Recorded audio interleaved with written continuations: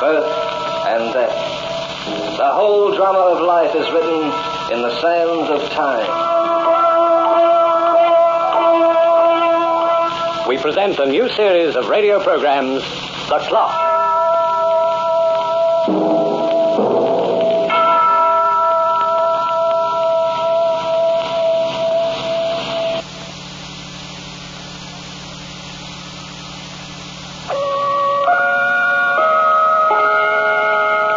Time, as you probably know, is the measurement of the Earth's rotation on its axis. Well, I have a little surprise for you. I've just discovered that in the year 1928, the Earth was about 25 seconds ahead of its average rotational motion during the last 3 centuries. Yes, it's an astronomical fact. Somewhere along the line, you gained almost half a minute since the year 1628. Well, I'm a generous fellow. You can have those 25 seconds gratis. Do as you like with them. It's all right with me. And meanwhile, just to make certain it doesn't happen again, pardon me while I wind myself up. You know, if this sort of thing continued, there's no telling where we'd be in a couple of million years. A second here and a second there all adds up. And sooner or later, someone would have to pay the piper. There now, we can start from scratch. We're right on time again. It's always a greater satisfaction to gain time than to lose it. Suppose I had told you that you had lost that half a minute instead of gaining it. Wouldn't that have upset you more? No? Well, then, suppose I had told you that, like Irma Stewart, you had lost 7 years. How would you feel, my friends, about that? Oh, Adam, I'm so excited. This is just our wedding rehearsal, Lorna. Tomorrow it'll be the real thing. I wonder if I'll have enough strength to stand up to it. It isn't as bad as it seems. And you ought to know. You've been through it before. Yes, I've been through it before. Darling, I'm sorry. I shouldn't have said that. Oh, it's quite all right. Adam, you're the only man who ever meant anything to me. And there's never been anyone else. There never will be. I beg your pardon, Mr. Stewart, but there's a gentleman to see you in the vestry room, Mr. Kelvin. Oh, yes, I'll be right in. Kelvin? Who's he, Adam? My attorney, darling. And I know he has some very important news. I'm not needed right now. They're rehearsing the ushers. I'll be right back. Don't be long, dear. 5 minutes at the most. Good afternoon. Well, Kelvin, what's the good word? The good word is that at midnight tonight you'll be legally free, Mr. Stewart. You have the papers? Right here. In a few hours, your former wife, Irma Stewart, will be declared legally dead. What are you smiling at, Kelvin? No. Was I smiling? Where are the other papers concerning the estate? They'll be ready for you in the morning. It's quite a fortune your first wife left you. $2 million. Great deal of money. Sometimes, Kelvin, I wonder why I employ you as my attorney. You can become downright insolent. Yes. I understand you're marrying your secretary. What about it? Does she know all the facts? She knows about my former wife, yes. And her strange disappearance, of course. Strange? What do you mean, strange? Isn't it always strange when someone vanishes? I find it so. Kelvin, after we complete the details of this case, you and I are through. Is that clear? Well, I had intended to retire in any event. On the fee I received from you. What? May I present my bill along with the papers? $50,000? Very reasonable, considering the service rendered. You must be crazy. On the contrary, I still maintain that the fee is small in comparison with the accomplishment. You see, Mr. Stewart, I've located your wife. You've what? Yes. Your wife is alive, Mr. Stewart. You're lying. Am I? Do you recognize this ring? Where did you get that? It was the wedding ring you gave to Irma. Yes, the design's unusual, I must say. Lucky for you, there's no inscription on the inside, otherwise it would help her to know who she was. Where is she? Oh, now that's something that shouldn't concern you, Mr. Stewart. However, I can assure you that you'll never hear from her again, providing you meet your bills. When did you see her, Kelvin? A week ago. And why? Why had she disappeared? Oh, now, Mr. Stewart, this is getting us nowhere. I've given you my word that you'll never see her again, and she'll never be identified. Now, isn't that enough? Well, Mr. Stewart, when shall I expect my check? Say, 1 week from today at your apartment. 1 week from today.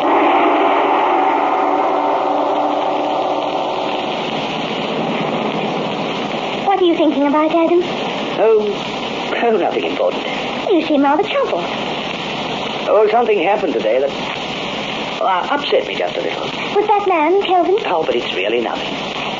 Isn't he the man who investigated your wife's disappearance? How did you know that? Oh, you told me, didn't you? Oh, yes, I suppose I did. Adam, what's the matter? Why are you so worried? I tell you, it's nothing at all. Look, would you like to stop off at my place for a drink, Lorna? Oh, there's so many things to do, darling. After all, the wedding is only a few hours away. I need your company right now. Someone to talk to. Please, Lorna. All right, Adam. Of course I'll come. Adam, did Mr. Kelvin say anything to you about your wife? Yes. What did he say? He told me that Irma was dead. That he had definite proof Irma was dead. I can only stay a few minutes now, darling. Remember, I'm a very busy woman. I'm beginning to feel better already. One drink and you can be on your way. I have one or two things to finish up myself. Sit down and I'll mix you a highball. Oh. Darling, I'm so glad we decided not to live in this apartment. Are you? Well, apartments aren't so easy to get, you know. Particularly places like this. You're a very spoiled young woman. You can't blame me for liking the house we saw. It's so very attractive. And expensive. Oh, but you're rich, darling. Rich enough to buy you whatever you like. Here, Lorna. Thanks. Well, to the future. Right. Do you know one reason why I don't want to live here? No? There's too much of your wife about it. Yes. That's my reason, too. Is it? I want to forget she ever existed. I want to forget she ever lived. That may not be so easy, Adam. You dropped your glass. Adam, who is this woman? My wife. Would you leave us alone, please? Adam! Go ahead, Lorna. I'll call you later. Please do as I say. Very well.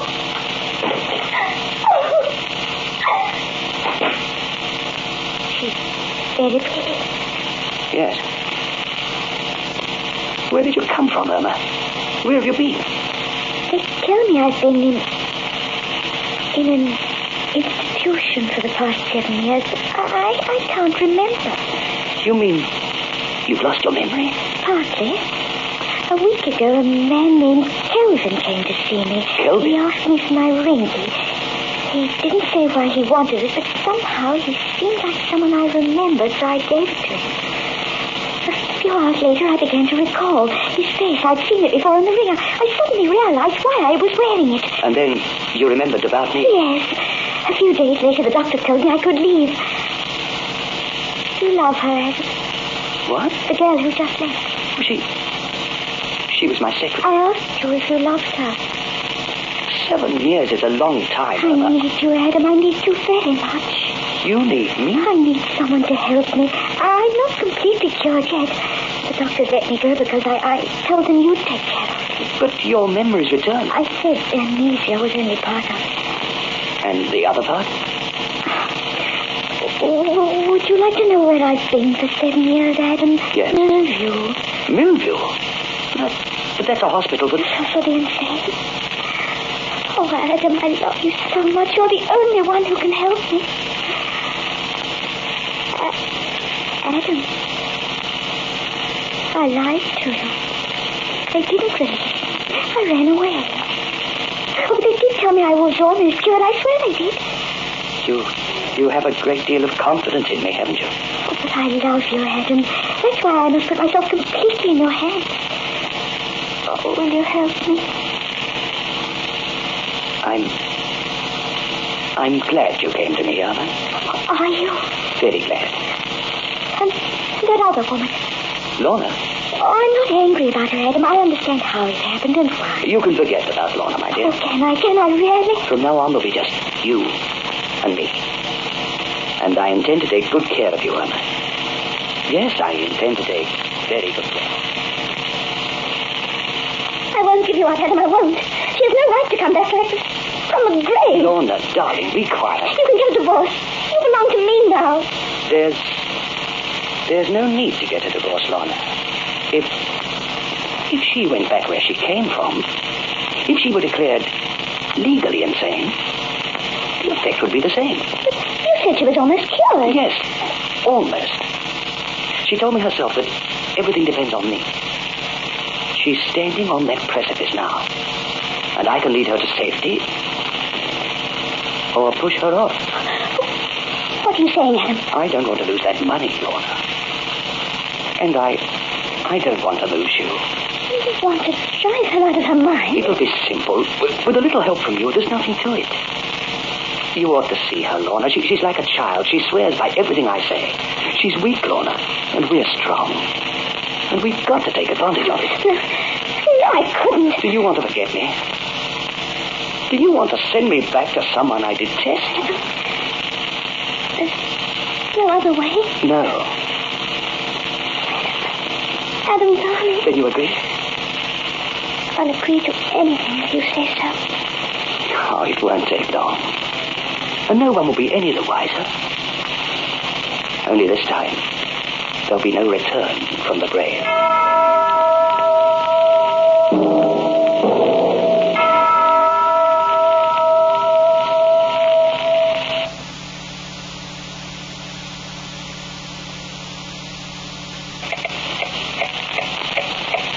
A man without pity is like a clock without hands. The mechanism of his mind may be ticking away relentlessly, but his face is inscrutable. There is this difference between the man and the clock, however. The clock has never plotted with the devil. Irma, what was the exact nature of your illness? Outside of the amnesia, I mean. Must we talk about it? It's necessary for me to know, Irma. Oh, they told me I had hallucinations and I heard voices. Really? I don't remember, of course, and it hasn't happened since my memory returned. Were you ever violent? Oh, Adam, it's torture for me to talk about it. You must answer my questions, Irma, if I'm to help you. Well, I had spells occasionally, yes. Once I struck a matron. I didn't mean to. I don't even remember doing it. It was all part of the darkness I was in, part of the despair. Then that explains it. Explains what? What happened last night? Last night? It was a little after midnight. I'd been asleep for about an hour when some sound woke me. I don't know what it was exactly. And then? You were standing in the corner of the room with a kitchen knife in your hand. No. You weren't doing anything with the knife, just holding it. I asked what you wanted, and you merely shook your head. Then, without a word, you returned the knife to the kitchen and went back to bed. I don't understand. Why should I do... Don't let it worry you. This is going to take a little time. But you'll be all right. I'm not afraid. You mean there's something to be afraid of in me? Well, after all, Irma, you were insane. No, don't say that. I'm terribly sorry, dear. I didn't mean... You simply mustn't remind me of what happened. I've got to forget about it. Of course. Irma. Yes? Lorna's coming here tomorrow. Lorna? She's going to help me take care of you. Adam, how could you? Now, wait. There's a reason for it. First, let me tell you, there's never been anything between Lorna and me. She's a wonderful girl, and I was fond of her, but that was all. All right, I'm willing to accept that, but why must she come here? She's had some training as a practical nurse, Irma, and she can be of help. I won't stand for her being in this house, Adam. Is that how far you trust It me? has nothing to do with trust. It's impossible. Oh, don't you see how difficult it would be with Lorna here? But there's no one else I can trust as far as you're concerned, Irma. You're a long way from being cured. Some of the things you've said and done... What things? We won't go into that. Suffice it to say, Lorna would never report you to the authorities. Lorna will never tell those people at Millview where you are. And everyone can't be trusted, Irma. Adam, I'm not an escaped convict. But you may be dangerous all the same. Dangerous? Good heavens, Irma, don't you realize how close you are? Don't you say it! All right, I'll leave it up to you. We can hire a regular nurse if you like, but if she feels you should be in an institution, she may make a report of it. Well, what shall it be, Irma? Whatever you suggest.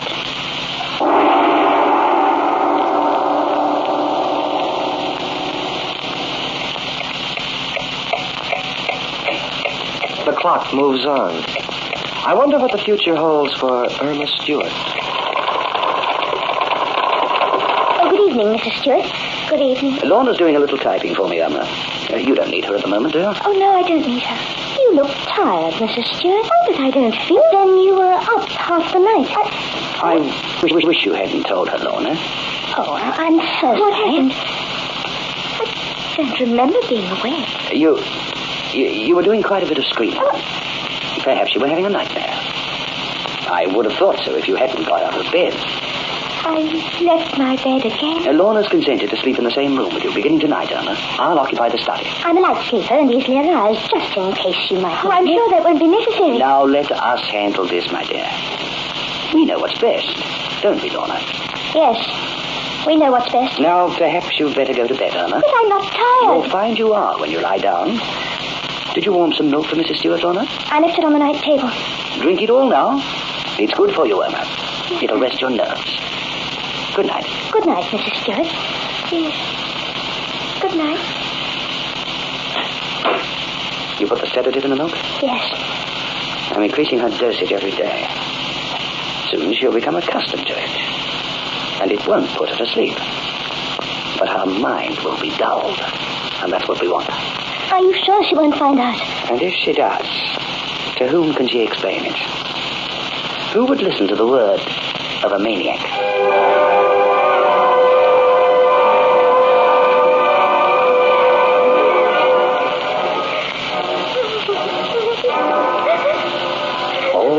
All right, it's all over.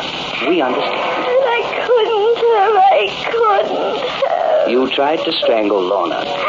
There's no question about it. She's inside now, lying down.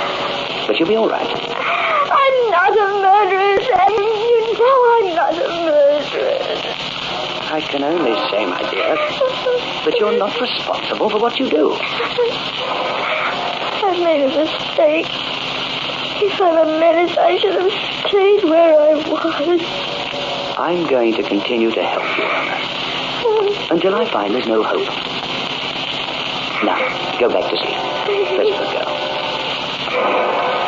Sleep, Irma. You'll feel better tomorrow. Just go to sleep.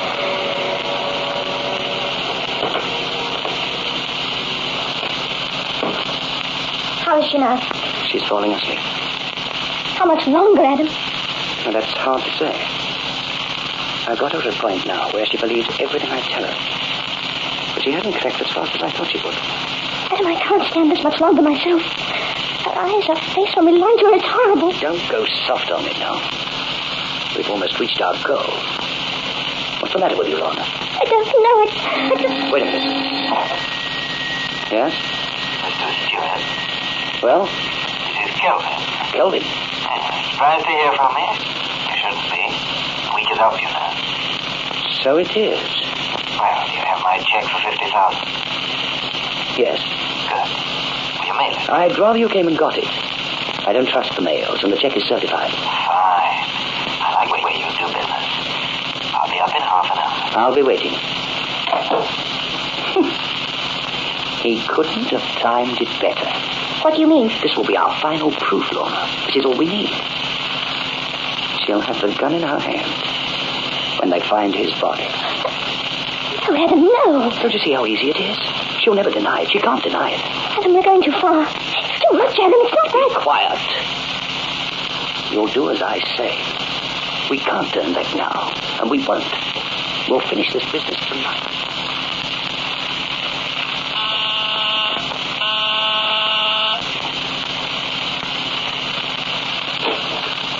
Evening, Mr. Stewart. Oh, good evening. Come in. This is Miss Lorna Madison. Ah, yes. I've seen Miss Madison before. Well, I won't take up very much of your time. You can give it to me now, and I'll leave. I intend to give it to you, all right. But I doubt if you'll be leaving. What do you... A gun? Yes. Did you think I was going to let you blackmail me for the rest of my life? I swear you won't hear from me again after you give me that check. I'll leave the country. I know I won't hear from you again, Kelvin, because I'm going to make sure of it. Don't.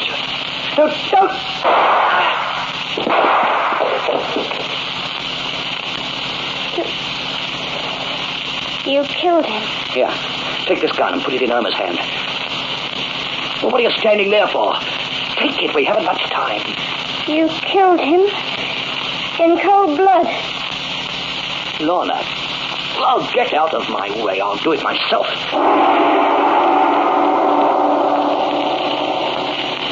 My wife is inside, officer. When did it happen? A few minutes before I called. I was discussing some business with my lawyer, Mr. Kelvin, when my wife walked in holding a gun. Yes, sir. Without a word, she shot him twice, then turned around and walked back to her room. I haven't tried to take the gun away from her yet. Yes, where is this other woman, the one you said was her nurse? She's lying down in her room. It's been a terrible shock to her. She saw the whole thing, of course, and she'll testify. Well, we'll talk to your wife first. Yes, in here. Adam? Yes, sir. As you see, she's still holding the gun. I'll take that gun, Mrs. Stewart. Gun? What gun? Oh, what am I doing with it in my hand? She doesn't remember, you see. Is that the nurse standing at the door? Oh, yes. Lorna, this is Detective Boylan. Tell him what you saw. You killed him. In cold blood. No, what was that? You killed him and put the gun in Irma's hand. You don't know what you're saying. Lorna, tell him you're lying. Tell him. Lorna. So far. But it was a good joke. So far. The blood was very red, and there was so much of it. She's gone out of her mind. I've driven her crazy. I've done a perfect job on the wrong woman.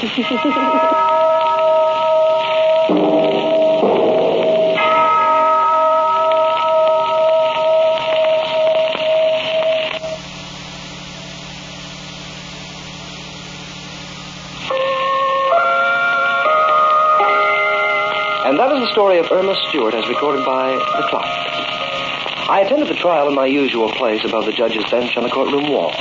The verdict was swift and just. I can testify to that. And as the courtroom emptied and the crowd dispersed, I ticked away for a while by myself and pondered the strange twists of destiny which managed to bring the guilty to justice and set the innocent free. And I smiled a bit complacently, perhaps, and decided that being a witness to this strange affair had been anything but a waste of time. You'll hear The Clock again next week, same time, same station. Lawrence Clee is the author, and Hart McGuire is the narrator. As Adam and Lorna, you heard Leonard Bullen and Coralie Neville. As Irma, Georgie Sterling, with David Netheim and Owen Weingott. The Clock, directed by John Saul, is a Grace Gibson radio production.